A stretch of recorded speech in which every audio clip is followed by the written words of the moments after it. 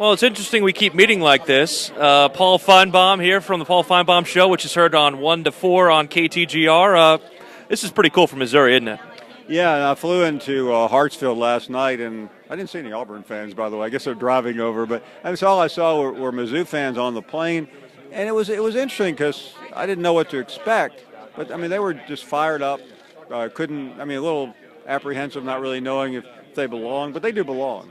Seems to me like they're shell shocked still. I think so, but I mean, who would have ever thought that Mizzou is 60 minutes away from not only an SEC title, but who knows, maybe something bigger. I know when we talked earlier, you said that on paper this is a game Missouri can win. Yeah, I mean, listen, I think if you think realistically and use your head, not your heart, Missouri ought to win the game.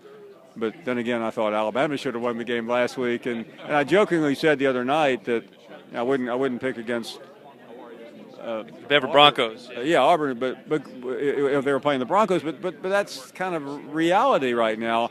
Although I will say, and I've become a fan of Missouri. I remember watching the game late on a Saturday night in October, and just having a sick feeling at the South Carolina game because I really did think that might have been their only blemish, and I hope they can overcome it somehow. This just proves that they fit too. Yeah, and listen, I can't. When Missouri got into the league, I boldly said I think Missouri will beat Georgia and contend this year. I got the years wrong. Well, Paul, we appreciate you being on KTGR. Appreciate you being on with us, and we look forward to a good game on Saturday. I can't wait. And by the way, being on the station, I mean, getting so many calls from Columbia and Missouri has really been a treat for us. We didn't bring Tiger Matt with us, so we promise. I did see him outside. Said we'll work for a ticket.